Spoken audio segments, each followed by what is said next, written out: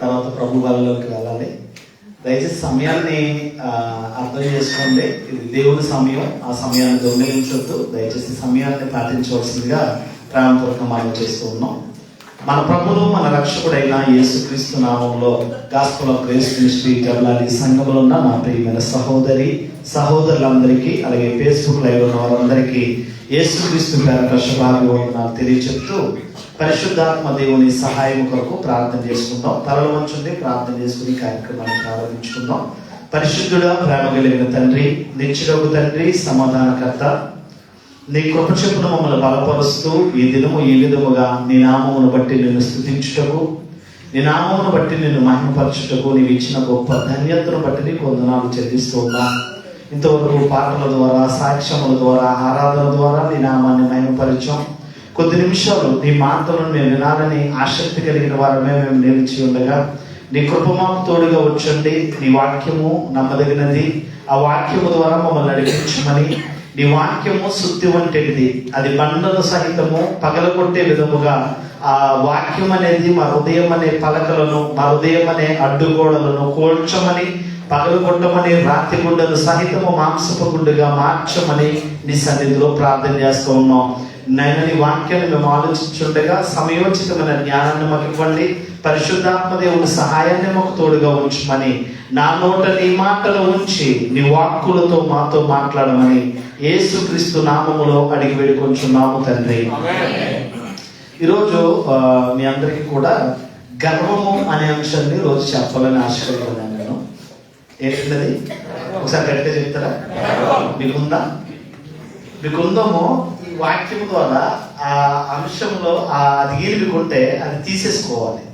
Okay, గర్వము అనే అంశాన్ని ఎందుకు చెప్పవలసిన అవసరం ఉందంటే, ఈ గర్వము వలన మన జీవితాలు ఏ విధంగా నాశనం అయిపోతాయో చాలా మందికి అర్థం కావట్లేదు. విర్రవీగుతున్న గర్వంతో, దుష్టత్వంతో చాలా మంది కూడా అహంకార దృష్టితో గర్వంగా మాట్లాడే వాళ్ళు ఉంటారు. వీళ్ళకి ఎన్ని రకాలుగా వాక్యం చెప్పినా వాళ్ళకి వాత వేయబడిన మనస్సాక్షి కలిగిన వారై వాక్యాన్ని సాత్వికంతో వింటారు కానీ వాళ్ళ వాక్యానుసారంగా వాళ్ళ బ్రతుకులు మాత్రం మార్చుకోరు. ఎన్ని ప్రసంగాలు చేసినా, ఎన్ని విధాలుగా వాక్యాన్ని ప్రకటించినా ఈ గర్వం అనేది మనిషిలో స్వాభావికంగా వచ్చి మనిషి ఆత్మీయ జీవితానికి, ఆరోగ్య జీవితానికి కూడా పతన వ్యవస్థకి తీసుకువెళ్ళే పరిస్థితి వస్తుంది. కనుక ఈ గర్వముల గురించి సొలొమోను సామెతల గ్రంథంలో 16వ అధ్యాయము 18వ వచనంలో, సామెతల గ్రంథం 16వ అధ్యాయం 18వ వచనంలో సొలొమోను రాజు చెప్తున్నాడు. నేను చదువుతాను, జాగ్రత్తగా మీరు బైబిల్ విప్పి జాగ్రత్తగా మీ మనసులో చదువుకోండి. సామెతల గ్రంథం 16వ అధ్యాయం 18వ వచనం, 16వ అధ్యాయం 18వ వచనంలో, నాశనమునకు ముందు గర్వము నడుచును, పడిపోవుటకు ముందు అహంకారమైన మనసు నడుచును. నాశనములకు ముందు ఏమి నడుస్తుందట? గర్వం నడుస్తుందట. నాశనములకు ముందు గర్వము నడుచును, పడిపోవుటకు ముందు అహంకారమైన మనసు నడుస్తుంది. ఈరోజు గర్వము అనేది స్వాభావికంగా వస్తూ ఉంటుంది, స్వాభావికంగా మనుషుల్లో వస్తూ ఉంటుంది. ఎందుకు గర్వం అనేది వస్తుందో రెండవది ఒకసారి వేయండి. రెండు దాంట్లో మనం చూస్తే కొంతమందికి గర్వం అనేది ఏ విధంగా వస్తుందంటే, ఇక్కడ చూడండి, ఇక్కడ నేను చూపిస్తున్నాను, ఇది కూడా కనిపిస్తుందా లైవ్ లో? రైట్. ఇక్కడ కొంతమంది ఏ విధంగా గర్వపడతారంటే వాళ్ళకు ఉన్న అందాన్ని బట్టి, వాళ్ళకు ఉన్న ఖరీదైన వస్త్రాలను బట్టి, ఖరీదైన వస్తువులను బట్టి. మూడవదిగా చూస్తే వాళ్ళకు ఉన్న ఖరీదైన లగ్జరీ లైఫ్లో లగ్జరీ కార్లను బట్టి. నాలుగవదిగా చూస్తే ఏంటి, వాళ్ళకున్న నివాసాలను బట్టి. ఫుల్గా రావాలి, ఫుల్గా వచ్చారు. దీనిని బట్టి మనుషులు ఏం చేస్తూ ఉంటారు? గర్వపడుతూ ఉంటారు. నాశనములకు ముందు ఏమి నడుస్తుందట? గర్వం నడుస్తుందట. పడిపోవటకు ముందు అహంకారమైన మనస్సు నడుస్తుందట. ఈ నాశనానికి ముందు గర్వం ఎందుకు నడుస్తుందంటే, వాళ్ళకున్న అందాన్ని బట్టి, వాళ్ళకున్న ధనధాన్యాలను బట్టి, వాళ్ళకున్న లగ్జరీ కార్లను బట్టి, లగ్జరీ నివాసాలను బట్టి. ఇక్కడ జాగ్రత్తగా చూస్తే మొదటి దాన్ని చూస్తే అందం చూసి విర్రవీగే వాళ్ళు ఉంటారు చాలా మంది. నేను చాలా అందంగా ఉన్నాను, నేను అంత అందగాడు లేడు, 101 గ్రామాలకి నేనే అందగాడిని అన్న ఫీలింగ్ లో చాలా మంది ఆడళ్ళు మొగళ్ళు ఉంటూ ఉంటారు. చివరికి వారి పరిస్థితి ఎలా ఉంటుందంటే అలా ఉంటుంది. రెండవదిగా చూస్తే నువ్వు ఎంత ఖరీదైన వస్త్రాలు ధరించినా నువ్వు చివరికి వేసుకోవాల్సింది. నీ చీర 10,000 అవి ఉండొచ్చు, 15,000 అయి ఉండొచ్చు, నువ్వు వేసుకునే షూట్ 20,000 అవి ఉండొచ్చు. కడకి నువ్వు వేసుకునే క్లాత్తో, అది కాటన్ క్లాత్, తెల్లటి క్లాత్ వేసుకోవాల్సిన పరిస్థితి. ఇక్కడ లగ్జరీగా నువ్వు ఎటువంటి కార్లలో తిరిగినా చివరికి నువ్వు వెళ్ళవలసింది ఏంటి? ఒక చెక్క పెట్టి, చెక్కలతో చేయబడిన సమాధి పెట్టిలో పెట్టవలసిన పరిస్థితి. ఇక్కడ కూడా జాగ్రత్త చూస్తే ఎన్ని మేడ మిద్దులు, ఎన్ని అంతస్తుల మీద అంతస్తులు కట్టినా ఆఖరికి నువ్వు వెళ్ళే నివాస స్థలం మట్టికి వెళ్ళిపోవాలి.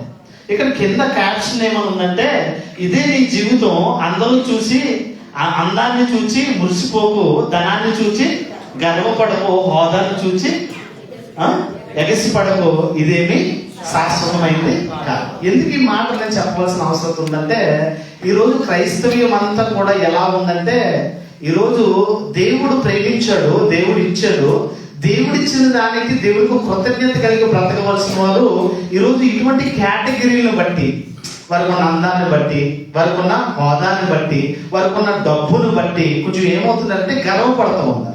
ఇక్కడ అంటున్నాడు, నాశనములకు ముందు గర్వం నడుస్తుంది, పడిపోవుటకు ముందు అహంకారమైన మనసు నడుస్తుంది. ఇక్కడ జాగ్రత్తగా గమనించవలసింది, మనకి విరోధి ఎవరికి? క్రైస్తవులందరికీ విరోధి ఎవరు? సాతాను. సాతాను కూడా పడిపోయింది. ఎందుకు పడిపోయింది? దేవునితో సంతోషంగా ఆ పరిశుద్ధ పరలోక పట్టణంలో దేవుని దగ్గర సంగీత నాదముల చేత స్తుతులు చెల్లించే స్థితిలో, లూసిఫర్ దేవదూతగా ఉన్న స్థితిని ఎందుకు ఆ విధంగా కోల్పోయిందంటే, తనలో కూడా ఏమొచ్చింది? గర్వం వచ్చింది. నాశనములకు ముందు గర్వం నడుస్తుందట, పడిపోవటకు ముందు అహంకారమైన మనసు. ఏంటి అని మనం ఆలోచన చేయగలిగితే, గర్వం ఎంత ప్రమాదకరమైనది అని ఆలోచన చేస్తే, దేవదూతలను సైతము దయ్యాలుగా మార్చేస్తుంది. దేవదూతలను సైతం ఏం చేస్తుంది?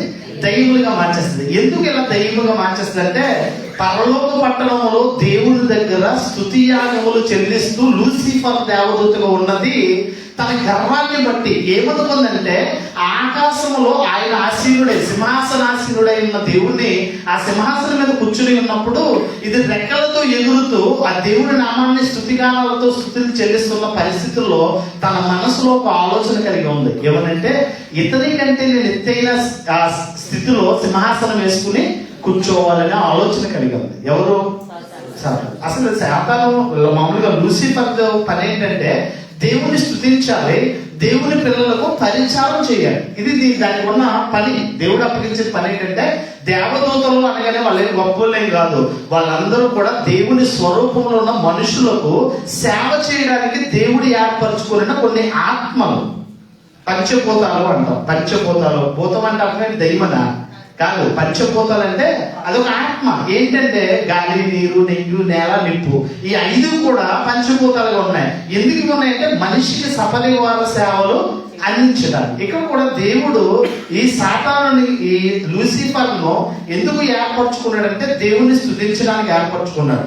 కొన్ని దూతలను కూడా ఎందుకు ఏర్పరచుకున్నాడంటే, దేవుని పిల్లలకు సేవ చేయాలని ఏర్పరచుకున్నాడు. కానీ అది చేసిన ఆలోచన విధానాలలో గర్వం అతి ప్రమాదకరమైన పాపంగా దేవుని దూతలను సైతము దయ్యములుగా ఎందుకు మార్చిందో, సాతాను గర్వం వల్ల ఎలా చెడిపోయిందో, అపవాది అంతం ఏ విధంగా జరిగిందో ఒకసారి బైబిల్ మనం చూడగలిగితే, తిమోతికి రాసిన మొదటి పత్రిక 1వ అధ్యాయము, తిమోతికి రాసిన మొదటి పత్రిక 1వ అధ్యాయము 3వ అధ్యాయము 6వ వచనాన్ని నేను చదువుతున్నాను. తిమోతికి రాసిన మొదటి పత్రిక 3వ అధ్యాయము 6వ వచనం, అతడు గర్వాంధుడైన అపవాదికి కలిగిన శిక్షా విధి అన్నాడు. ఇక్కడ జాగ్రత్తగా ఆలోచించాను. గర్వాంధుడైన అపవాదికి కలిగిన శిక్షా విధి అన్నాడు. ఏంటి ఆ శిక్షా విధి?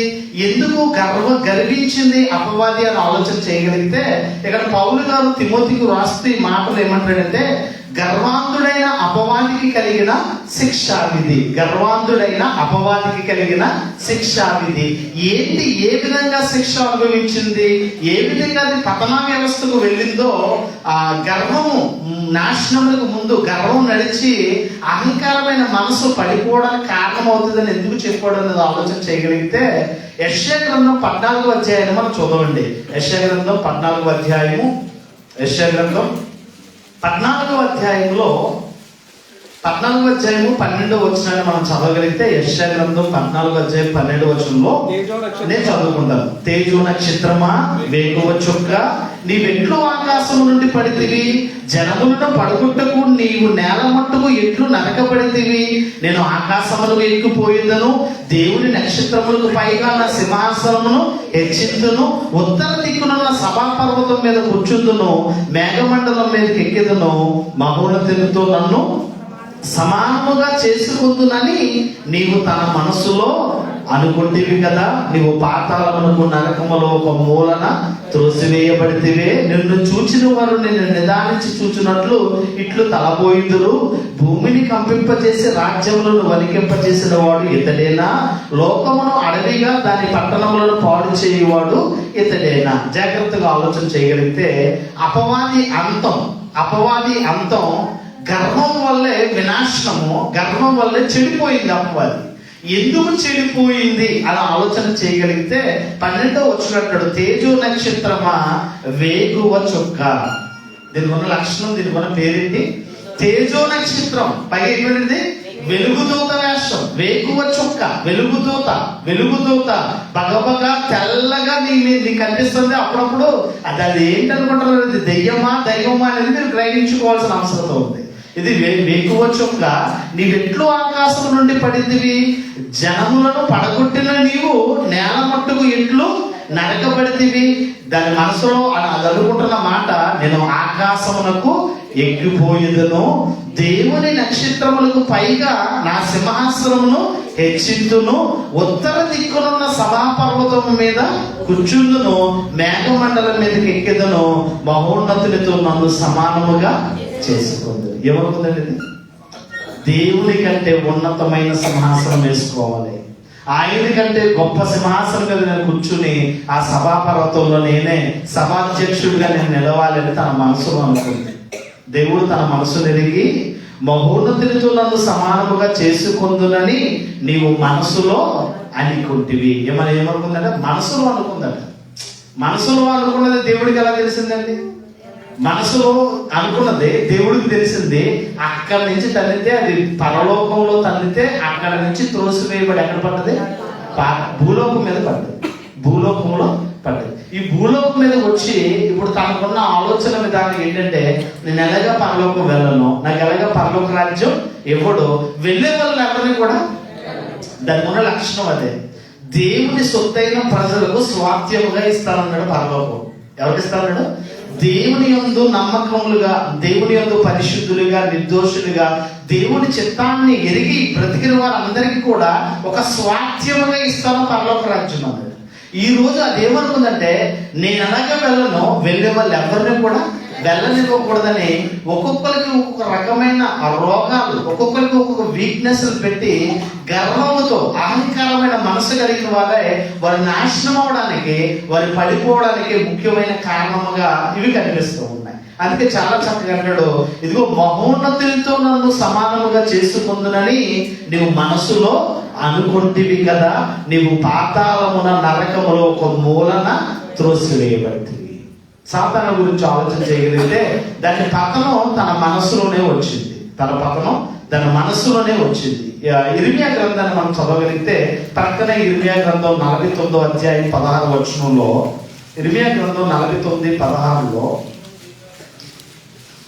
నీవు భీకరుడువు, కొండ సందులలో నివసించువాడా, పర్వత శిఖరమును స్వాధీనపరచుకునివాడా, నీ హృదయ గర్వము నిన్ను మోసపుచ్చెను, నీవు పక్షిరాజు వలె నీ గూటిని ఉన్నత స్థలములో కట్టుకునని అక్కడ నుండి నిన్ను క్రింద పడద్రోసెను. ఇదే యెహోవా వాక్కు. దాని మనసులో హృదయములో గర్వించిందట, హృదయమే మోసపుచ్చిందట, హృదయ గర్వమే అతనిని మోసపరిచిందట. సాతాను గురించి మనం ఆలోచన చేయగలిగితే ఈరోజు చాలా మంది వాళ్ళకున్న ఉద్యోగాలను బట్టి, వారికి ఉన్న స్థితిగతులను బట్టి గర్విస్తూ ఉంటారు. ఈ గర్వం అనేది ఎంత పతనా స్థితికి వెళ్ళిపోతుందో ఎవరికి అర్థం కాదు. చాలా మంది కూడా ఏదో ఏమనుకుంటారో అర్థం కాదు, కానీ వాళ్ళ గర్వంతో రగిలిపోతూ ఉంటారు. అది ఎంత ప్రమాదమో అర్థం కాని పరిస్థితుల్లో అహంకారమైన మనసు, గర్వముల గురించి చెప్పగలిగితే అహంకారమైన దృష్టి, చాలా మంది వాళ్ళ చూపుల్లోనే చాలా తేడా కనిపిస్తూ ఉంటుంది. అర్థమవుతుంది. కొంతమంది ఉంటారండి, వాళ్ళు కనబడుతూ ఉంటారు మనకు చాలా మంది కూడా. వాళ్ళు ఎంత ర్యాష్ గా కనబడతారంటే వాళ్ళ కళ్ళల్లోనే అహంకార దృష్టి, అంటే గర్వంతో రగిలిపోతూ చూస్తూ ఉంటారు. నేను అనే పరిస్థితి నాలుగు పెట్టినాను. నేను అనే దాని పరిస్థితిలో మనం చూడగలిగితే ఇక్కడ ఏమంటున్నాడు అనేది ఆలోచన చేయగలిగితే, నీ హృదయ గర్వమే నిన్ను ఏం చేసింది? మోసపుచ్చింది. నీ హృదయ గర్వమే. మనిషిలో ఇవి ఉండకూడదండి, చాలా జాగ్రత్తగా చదవండి. మనిషిలో ఏమి ఉండకూడదు? మనిషిలో అహం తగ్గిన రోజున ఆప్యాయత అంటే అర్థమవుతుంది. గర్వం పోయిన రోజున ఎదుటి వారిని ఎలా గౌరవించాలో తెలుస్తుంది. ఈరోజు చాలా మందికి కళ్ళు నెత్తికెక్కిపోయి, ఈరోజు ఎలా ఉంది, చాలా మందికి కూడా కళ్ళు నెత్తికెక్కిపోయి వావి వరుస గౌరవం లేకుండా, పెద్ద చిన్న తారతమ్యం లేకుండా ఈరోజు చాలా మంది కూడా సంఘములో ఎదుటి వాళ్ళని ఎలా గౌరవించాలో, ఎదుటి వారి ఎలా ఉండాలో కూడా తెలియట్లేదు. ఆప్యాయత. సంఘం అనేది, సంఘము జ్ఞానం అంటే ఉప్పొంగ చేస్తుందట. జ్ఞానం ఏం చేస్తుందట? ఉప్పొంగ చేస్తుందట. ప్రేమ క్షేమాభివృద్ధిని కలిగిస్తుందట. జ్ఞానము ఉప్పొంగ, నేను చాలా గొప్పవాడిని, నేను చాలా తెలివైన, నేను అంత తెలివైన లేడు, ఇలాగ ఉప్పొంగ చేసి నేను పాడు చేసేది నీ తెలివితేటలు. సంఘములో ప్రేమ కలిగి ఉంటే సంఘము క్షేమాభివృద్ధి కలిగిస్తుంది. సంఘం ఏం చేస్తుంది? క్షేమం. ఎందుకు ఈ మాటలు చెప్తారంటే, మనిషిలో అహం తగ్గిన రోజునే ఆప్యాయత అంటే ఏంటో అర్థం. మనం మాట్లాడుకునే మాటలు ఇందాకే చక్కగా సాక్ష్యం చెప్పారు, వాళ్ళకి టైం లేదు కానీ చిన్న సాక్ష్యం చెప్పుతాం. కష్టం రాగానే నేను ఒకటి చెప్తాను, ఫ్యామిలీ, సంఘం అంటే ఒక ఫ్యామిలీ, యూనిటీగా ఉండాలి మన అందరం చెప్తాను. ఎందుకంటే ఆప్యాయత అంటే మనం రాసుకుని పూసుకునేది కాదు, కష్టాల్లో ఉన్నప్పుడు నేను ఉన్నానని నిలబెడేది. ఏంటది? సంఘంలో చేయవలసింది ఏంటి? ఎవరికైనా కష్టం వచ్చిందంటే మనం చేయవలసిన పని ఏంటి? నేనున్నాను, మేమున్నాము, నువ్వు ధైర్యంగా ఉండని భరోసా ఇవ్వాలి. అదే చెప్తున్నాడు ఇక్కడ. అహము తగ్గిన రోజున ఆప్యాయత అంటే అర్థమవుతుంది. గర్వం పోయిన రోజున ఎదుటి వారిని ఎలా గౌరవించాలో తెలుస్తుంది. ఈ పిన్ పాయింట్ మూడోది, నేనే, నాకేంటి అనుకుంటే చివరికి నువ్వు ఎలా ఉంటావు? గర్వంతో ఉన్న వాళ్ళు చెప్తున్నాను, గర్వంతో రగిలిపోతున్న వాళ్ళు చెప్తున్నాను, పెద్ద చిన్న తారతమ్యాలను బ్రతుకుతున్న వాళ్ళు చెప్తున్నాను. నేనే, నాకేంటి అనుకుంటే నువ్వు ఒక్కడిగానే మిగిలిపోతావు. నువ్వు ఒక్కడిగానే మిగులుతావు. చివరికి ఒక్కడిగానే ఉండిపోవాల్సిన పరిస్థితి. గౌరవ మర్యాదలు అనేవి ఇచ్చిపుచ్చుకుంటూ ఆనందంగా ఇతరులతో జీవించడం అనేది నేర్చుకోవాలి. ఎందుకు సాతాను పతన వ్యవస్థకు వెళ్ళిందంటే, నేనే అనుకుంది. ఏమనుకుంది? ఆ సభా పర్వతము, ఆ సింహాసనం కంటే ఎత్తైన స్థితిలో కూర్చోవాలనుకుంది. నేను కూర్చోవాలి. అదే ఇక్కడ జాగ్రత్తగా అంటాడు, నీ హృదయ గర్వము నిన్నేం చేసింది? మోసపుచ్చింది. నీవు పక్షిరాజు వలె నీ గూటిని ఉన్నత స్థానంలో కట్టుకుందునని అనుకున్నావు. అక్కడ నుండి నిన్ను కిందకి ఏం చేశాడు? దేవుడు త్రోసేసాడు. అంటే నువ్వు చాలా జాగ్రత్తగా వినయ మనస్కుడువై ఉండడం అనేది చాలా ప్రాముఖ్యమైనది. వినయ మనస్కుడువై ఉండటం చాలా ప్రాముఖ్యమైనది అనేది నువ్వు గ్రహించాలి. నీ హృదయ గర్వంతో నువ్వు ఉంటే పతనానికి ఖచ్చితంగా వెళ్ళిపోతావు. చాలా మంది కూడా వాళ్ళకున్న ఉద్యోగాలను బట్టి, వాళ్ళకున్న డబ్బును బట్టి, వాళ్ళకున్న స్థితిగతులను బట్టి గర్వంతో రగిలిపోతూ ఉంటారు. అది చాలా ప్రమాదకరమైనది. ఎందుకు ఈ మాట చెప్తున్నాడంటే, నాశనములకు ముందు ఏం నడుస్తుంది? గర్వం. పడిపోవడానికి ముందు అహంకారం. చాలా మంది చూస్తారండి, వాళ్ళ చూపులు చాలా తేడా ఉంటాయి. నాకు తెలుసు, వాళ్ళు చాలా మంది చూస్తారు, వాళ్ళ చూపుల్లో చాలా పైనుంచి కింద నుంచి పైకి పోతూ ఉంటారు. వెళ్ళేదో అన్నట్టు. మంచిదే. నేను ఎందుకు చెప్తున్నంటే, బ్రతుకులు మార్చుకోవాలి. ఎన్ని ప్రసంగాలు విన్నా మీ బ్రతుకు మారకపోతే వేస్ట్ ఇక్కడ దాకా రావడం. నిజంగా చెప్తున్నాను. ప్రారంభ క్రైస్తవ సంఘం పేతురు గారు ఒక వాక్యం, ఒక ప్రసంగం చేస్తే ఎంతమంది మారారు? ఎంతమంది మారారు? 3,000 మంది మారారు. రెండో ప్రసంగానికి ఎంతమంది మారారు? ఈరోజు ఒక ప్రసంగం చేస్తున్నాం, కొన్ని వేల ప్రసంగాలు చేస్తున్నాం, ఒకడైనా మారుతున్నాడా? వింటున్నారు, వాక్యం వింటున్నారు, చెవిటి చెవుల సంఖ్య వదిలితే అవుతున్న పరిస్థితి అంతా కూడా.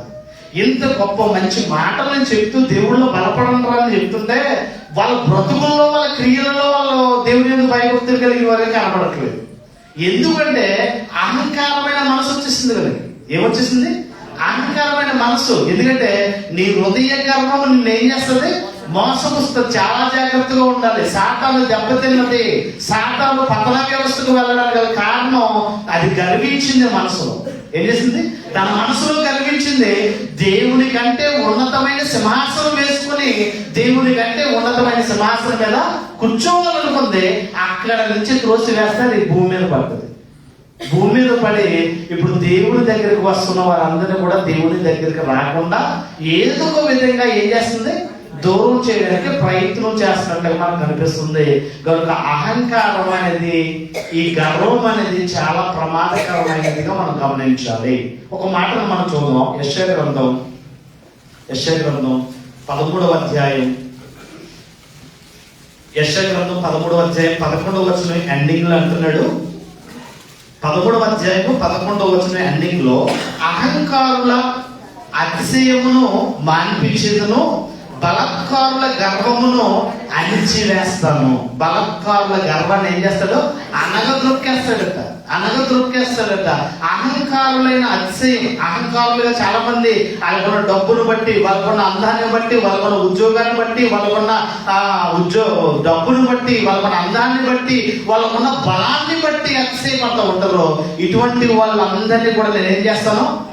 మాన్పిస్తాను. వాళ్ళ అతిశయాన్ని మాన్పిస్తాను. బలత్కారుల గర్వాన్ని అనగదొక్కేస్తాను. బలత్కారుల గర్వాన్ని ఏం చేస్తాడు? గర్వం అనేది నీ వినాశనం అయిపోతావు, ఆత్మీయంగా నష్టపోతావు, శారీరకంగా నీ వారే నీకు దూరం అయిపోవలసిన పరిస్థితి వస్తుంది. ఎప్పుడంటే నేనే, నాకేంటి అనే ఆలోచనకి వస్తాయి. చాలా మంది కూడా మంచిదే, దేవుడి పనిలో ముందుండడం మంచిదే, కానీ నేనే చేయాలి, నా ద్వారానే వెళ్ళాలి అనుకోవడం మంచిది కాదు. క్లియర్గా చెప్తున్నాను. ప్రతి విషయంలో కూడా ఒకరినొకరు కూడా ఏం చేయాలి? పురుకొల్పుకోవాలి. ఒకరినొకరు ఏం చేయాలి? దేవుడి పనిలో పాలిభాగస్తులు చేయాలి. నేనే చేయాలి, నా ద్వారానే వెళ్ళాలి అనుకుంటున్నాం అంటే నీలో ఏమొచ్చింది? గర్వం అనే మొక్క, అహంభావం అనే మొక్క ఏమైంది? మొలిచింది. అది నీ హృదయ గర్వమే నిన్నేం చేస్తుంది? మోసపోస్తుంది. కనుక చాలా జాగ్రత్త కలిగిన వారమే ఉండవాలి. దేవుడికి నచ్చదట అసలే. ఒకసారి చూద్దాం. సామెతల గ్రంథం 16వ అధ్యాయంలో, సామెతల గ్రంథం 16వ అధ్యాయము 5వ వచనాన్ని చదువుతున్నాను.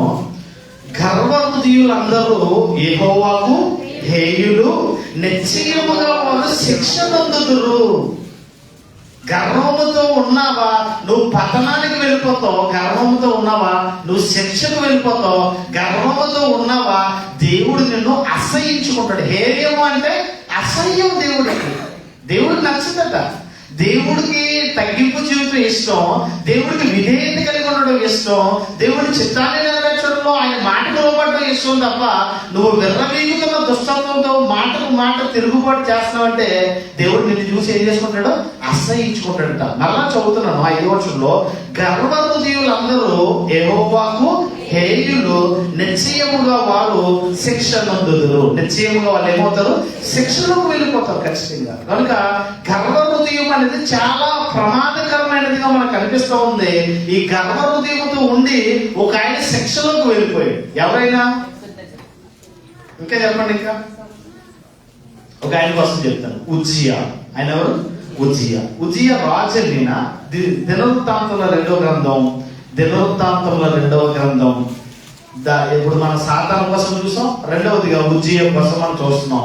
దినవృత్తాంతముల 2వ గ్రంథం 26వ అధ్యాయం 3వ వచనం. దినవృత్తాంతముల 2వ గ్రంథం 26:3లో నేను చదువుతున్నాను, మీరు జాగ్రత్తగా చూడండి. ఉజ్జియా ఏలనారంభించినప్పుడు 16 ఏళ్ల వాడే యెరూషలేములో 52 సంవత్సరములు ఏలెను. ఉజ్జియా రాజైన యెరూషలేమును పాలించిన వాడు. ఈయన యెరూషలేము రాజ్యాన్ని పాలించేటప్పటికి తండ్రి చనిపోయిన తర్వాత రాజరికపు వ్యవస్థలో 2వ రాజుగా నియమింపబడిన వాడు ఉజ్జియా. అప్పటికి వయసు 16 సంవత్సరాలు. ఎన్ని సంవత్సరాలు? 16 సంవత్సరాలకి ఏమయ్యాడు? యెరూషలేముకి రాజు అయ్యాడు. రాజు ఎన్ని సంవత్సరాలు పాలించాడు? 52 సంవత్సరాలు పాలించాడు. కారణం ఏంటి? ఇంత గొప్పగా 52 సంవత్సరాలు పాలించడానికి కారణం 5వ వచనంలో, దేవుని ప్రత్యక్షత విషయమందు తెలివి కలిగి జకరియా దినములలో అతడు దేవుని ఆశ్రయించును. అతడు యెహోవాను ఆశ్రయించినంత కాలము దేవుడు అతను ఏం చేశాడు? వర్ధిల్ల చేశాడు. ఏం చేశాడు? 16 సంవత్సరాల వయసు రాజరిక వ్యవస్థలో రాజుగా ఉండడం అంటే ఆయనకి అసలు తెలివి ఎక్కడది? కానీ దేవుణ్ణి ఆశ్రయించాడు. జకరియా ప్రవక్త ద్వారా, జకరియా చెప్పిన మాటల ద్వారా, జకరియా ఆ నడవడికలో, జకరియా చెప్పిన విధానాల్లో వాడు నడవడం వల్ల యెరూషలేమును 52 సంవత్సరాలు సంపన్న విధముగా, సుసంపన్న విధముగా పరిపాలన చేశాడు. కారణం ఏంటంటే అతడు యెహోవాను ఆశ్రయించినంతగా. ఏం చేశాడట? అతడు యెహోవాను ఆశ్రయించినంత కాలం ఏమయ్యాడట? వర్ధిల్లాడట. యెహోవాను ఆశ్రయించినంత కాలం వర్ధిల్లాడట. ఎలా వర్ధిల్లినప్పుడు కొంచెం ఇబ్బంది అవుతుంది. 4 మెతుకులు లోనికి వెళ్ళేటప్పటికి గతాన్ని మర్చిపోతారు చాలా మంది కూడా. చాలా మంది పెద్దలు అంటారు కదా, ఇడికి 4 మెతుకులు వెళ్ళాడు గతం మర్చిపోతాడు అంటారు చాలా మంది. చాలా మంది కూడా ఇదే పరిస్థితి. దేవుణ్ణి ఆశ్రయించినంత కాలము ఉజ్జియాని దేవుడు ఎంతో ఆశీర్వదించాడు.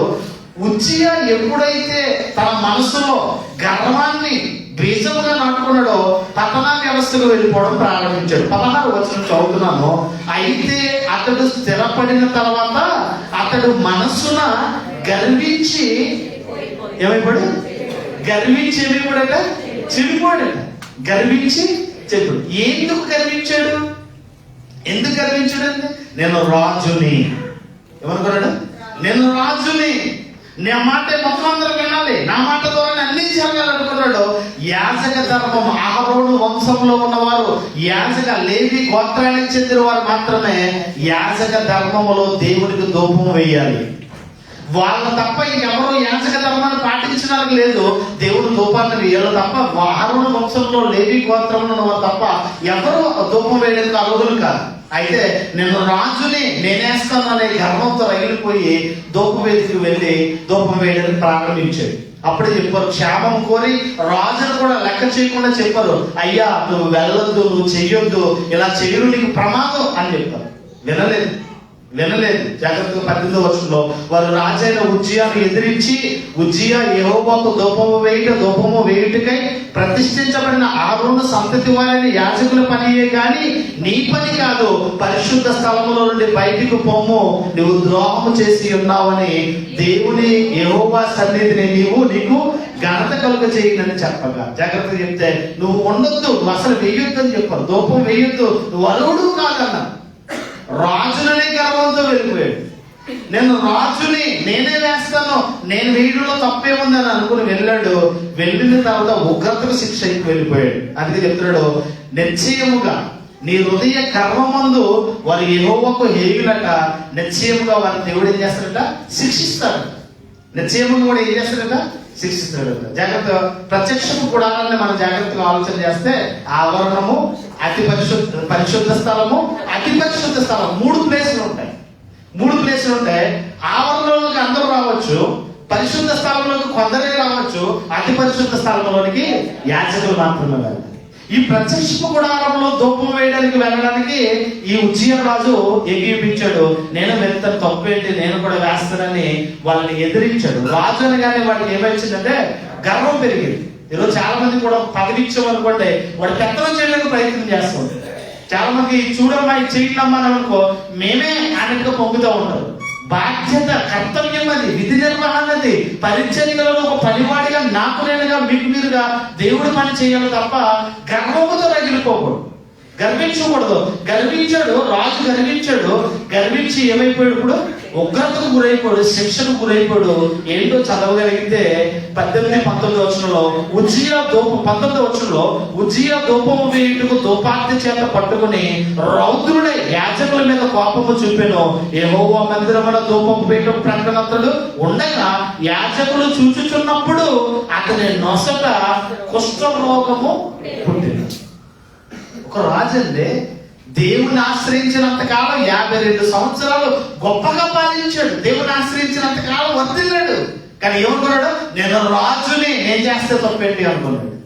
చెప్పారు, అయ్యా మేలుకోరి చెప్పారు, వద్దు, వెళ్ళొద్దు, నువ్వు అరువుడు కాదు, నువ్వు వెళ్ళకూడదు, దేవుడి నామాన్ని ఘనత కొరకు చేయాలి తప్ప నీ ఘనత కొరకు నువ్వు చేయొద్దంటే వెళ్ళి ధూపం వేయడానికి వెళ్ళాడు. వెళ్ళిన వెంటనే యాజకుల ముందే అతని నొసట ఏమొచ్చిందట? కుష్ఠరోగం. అతని నొసట కుష్ఠరోగము కలిగిందట. కుష్ఠరోగము కలిగింది. దాన్ని చూచుకున్నాడు, బయటకు పారిపోయాడు. పారిపోయిన కొన్ని దినాల తర్వాత చచ్చిపోయాడు. కొన్ని దినాల తర్వాత 23వ వచనంలో ఉజ్జియా అతని పితరులతో కూడా నిద్రించిన. దూరంగా వెళ్ళిపోయాడు, రాజరక్త వ్యవస్థకే దూరం అయిపోయాడు, రాజభవనం నుంచి దూరం అయిపోయాడు. కారణం ఏంటంటే చాలా మందికి గర్వం. నేనే చేయాలి, నేనే ఉండాలి, నా ద్వారానే జరగాలి. ఈ గర్వానికి, నాశనానికి ముందు ఏం నడుస్తుంది? గర్వం. పడిపోవడానికి ముందు ఏం నడుస్తుంది? అహంకారం. తగ్గింపు లేకపోతే నువ్వు ఎదగలేవు ఆత్మీయంగా. నువ్వు జీవితంలో నువ్వు తగ్గింపు కలిగిన వాడుగా బ్రతికితే నువ్వు వర్తిల్లుతావు. ఒకప్పుడు తగ్గింపు కలిగిన వాడే తన బ్రతుకులో వాళ్ళు విర్రవీగుతున్న దుష్టత్వానికి వెళ్ళేటప్పటికి ఉజ్జయ ఏమైపోయాడు? కుష్ఠరోగం వచ్చి దేవుడు ఉగ్రతకు గురైపోయి చచ్చిపోయాడు మొత్తం. యెషయా గ్రంథం 6:1 ఉజ్జియా మృతి నొందిన సంవత్సరం అని కనబడుతూ ఉంటుంది. ఇంకా జాగ్రత్తగా ఆలోచన చేయగలిగితే మన బ్రతుకులు కూడా దేవునిలో ఉన్నప్పుడు కొన్ని రకాలుగా మనం మార్పులు చెందవలసిన వారమై మనం ఉన్నాం. అహంకార దృష్టి అనేది చాలా ప్రమాదకరమైనదిగా మనకు కనిపిస్తూ ఉంది. ఒకసారి మనం చూద్దాం. కీర్తన గ్రంథం 101 కీర్తన 5వ వచనంలో, కీర్తన గ్రంథం 101:5 వాక్య పట్టణంగా చదువుకున్నాం కదా. 101 కీర్తన 5వ వచనంలో, తమ పొరుగు వారిని చాటున దూషించే వారిని నేనేం చేస్తాను? సంహరిస్తాను. చాలా మంది కూడా ఏమండి దూషిస్తారని, చాలా మంది దూషణపు మాటలు, గుచ్చి మాట్లాడే మాటలు మాట్లాడుతూ ఉంటారు. ఇటువంటి వాళ్ళు ఏం చేస్తారట? తమ పొరుగు వారిని చాటున దూషించు వారిని నేను సంహరిస్తాను, అహంకార దృష్టి కలిగిన వారిని, గర్వించిన హృదయము కలిగిన వారిని నేనేం చేయను? అసలు క్షమించను అంటాడు. క్షమించే పరిస్థితి ఉండదు. క్షమించను ఏమంటాడు ఇక్కడ? సహింపనంటే అసలు క్షమించే పరిస్థితి లేదు. అసలు క్షమించను అంటాడు. ఈ రోజు పొరుగు వాళ్ళ మీద మీకేంటి కక్షలు ఏంటి? మీకు ఎంతకాలం బ్రతుకుతారు? మీ బ్రతుకులు ఏంటి అసలు? ఈరోజు మన బ్రతుకులు ఎలా ఉన్నాయి? ఈరోజు ఎదుటివాడంటే మనకు అసూయ, ఎదుటివాడంటే మనకు కోపం, ఎదుటివాడంటే మనకు రగిలిపోతూ ఉంటాం. ఈరోజు మన బ్రతుకులు ఎలా ఉన్నాయో మనకు అర్థం కాదు.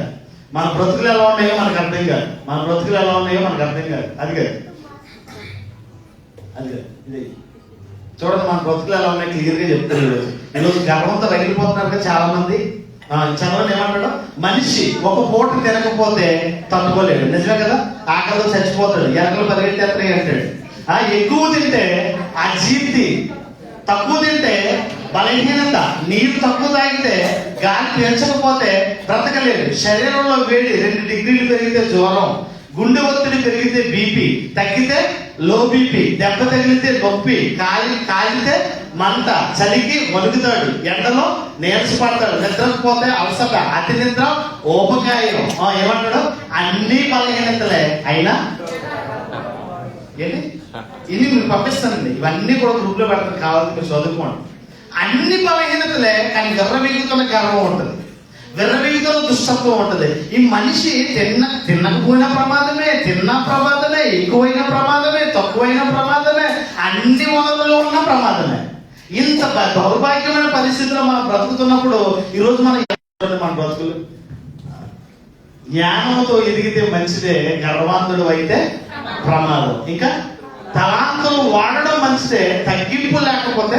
దేవుడు మీకు ఒక పని అప్పగించాడు. Choir team, music team, coordinators, bus coordinators, voluntary system, వీళ్ళందరూ కూడా దేవుడు మీకు అప్పగించిన పనిలో విర్రవీక్కండి, గర్వంతో రగిలిపోకండి. ఎందుకు ఇంత క్లియర్ గా చెప్తున్నానంటే, గర్వాంతులు అయితే ప్రమాదమే, తలాంతులు వాడితే మంచిదే, తగ్గింపు లేకపోతే ప్రమాదం. ఇంకా దేవుడి కోసం పని చేయడం ముఖ్యమే, కానీ దీనుడిపై సేవ చేయడం. కానీ ఎప్పుడైనా నేను గర్వంగా రగిలిపోవడం చూశాను? నన్ను ఎప్పుడైనా ప్రాక్టికల్ గా నేను కొంచెం గర్వంగా బ్రతకడం మీ కళ్ళ ముందు ఎప్పుడైనా చూశారు నన్ను?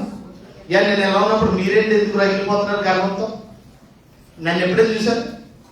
ప్రాక్టికల్ గా చెప్తున్నాను. మన బ్రతుకుల్లో ఒక బుక్గా మనం ఉండాలంటే, ఒక బ్రతుకులో మన గర్వంతో ఎందుకు రగిలిపోవాలి? మనం 5 పెట్టినాను, 6 పెట్టినాను, 5, 6 లాస్ట్ తర్వాత పెరుగుతుంది. ఫ్లవర్ పెట్టు, అన్ని ఉన్న అహంకారం వద్దు, అది పెట్టు, అది కలిగింది. ఇక్కడ చూద్దాం. ఇక్కడ ఉజ్జియా ఏమైపోయాడు? కుష్ఠరోగంతో రగిలిపోయి వెళ్ళిపోయాడు, గర్వాంధికారి అయిపోయాడు. అన్ని ఉన్నాయని అహంకారం వద్దు. ఎందుకంటే రాత్రంతా కష్టపడి మన బ్రతుకులు ఏంటంటే గడ్డి పువ్వు లాంటి జీవితాలు. మన బ్రతుకులు ఏంటి? మనం ఆ పువ్వేనా? మనం పచ్చగా ఉదయాన్నే చిగురిస్తుందట, సాయంకాలం వాడబడుతుందట. ఇటువంటి బ్రతుకులు ఇక్కడ చెప్తున్న మాటలో, ఎందుకంటే రాత్రంతా కష్టపడి విరిసిన పువ్వుకే తెలీదు తెల్లవారితే అది ఎక్కడికి వెళ్తుంది, అది గుడికి వెళ్తుందో, అది చచ్చిపోయినోడు కనుక మన బ్రతుకులండి. ఈరోజు మనం ప్రారంభం చాలా బాగుంది, ముగింపు పోలేదు. ఒక వాక్యాన్ని చూసుకుని ముగించేసుకుందాం, టైం అయిపోయింది. ప్రసంగి గ్రంథం 7వ అధ్యాయం 8వ వచనం. ప్రసంగి గ్రంథం 7:8 చివరి పెట్టినాను. 7:8 ప్రసంగి 7:8 ఇక్కడ ఏమంటాడంటే, కార్యారంభము కంటే కార్యాంతము మేలు, అహంకారము కలిగిన వాని కంటే శాంతము గలవాడు శ్రేష్ఠ. అహంకారం గర్వముతో ఉండడం కంటే కొంచెం నెమ్మదించడం మేలు. చాలా మంది రెచ్చగొడుతూ ఉంటారు, చాలా మంది అహంకారంతో మాట్లాడుతూ ఉంటారు, చాలా మంది గర్వంతో వెళ్ళిపోతూ ఉంటారు. ఇటువంటిటప్పుడు నువ్వు ఎంత శాంతమూర్తిగా ఉండదో మంచిది. తగ్గింపు, రెచ్చిపోకు. వాళ్ళు రెచ్చగొట్టాలని రెచ్చిపోకు, గర్వంతో రగిలిపోకు. ఎందుకు ఈ మాట చెప్తాడంటే, కార్యారంభము కంటే కార్యాంతము మీరు నువ్వు ఎలా వచ్చావు, ఎలా ఉన్నావు అనేది కాదు, చివరి వరకు నీ విశ్వాసాన్ని, నీ రక్షణను నువ్వు ఎంతవరకు కొనసాగించావు, నీ విశ్వాసాన్ని ఎంతవరకు నువ్వు కాపాడుకున్నావు. నువ్వు ఇప్పుడు ఉన్న పరిస్థితి కాదు, నీ ముగింపు ఎలా ఉంది, ప్రారంభం కాదు. కార్యాంతమే మేలు, కార్యారంభము కంటే కార్యాంతమే మేలు. ఇంకేమంటాడు, మనసు నడుస్తుంది కనుక మీ జీవితాల్లో దేవుని యందు భయభక్తులు కలిగిన వారే, తగ్గింపు కలిగిన వారే మీరు అందరూ ఉండాలని మనసారా కోరుకుంటే ఈ మాటలు ముగిస్తున్నాను. అట్టి కృపటి ధన్యత దేవుడు సదాకాలము మనకు దయచేయను గాక. ప్రభు వాళ్ళ కొరకు సిద్ధపడిన వారు లేచి నిలబడండి. ప్రభు వాళ్ళకు సిద్ధపరచబడిన వారు ముందుకు రండి. ప్రభు వాళ్ళ కొరకు సిద్ధపరచబడిన వారు ముందుకు రండి. ప్రభు వాళ్ళ కొరకు ప్రభు వాళ్ళ కొరకు సిద్ధపాటు పడిన వారు ముందుకు రండి. ప్రభు వాళ్ళ తీసుకో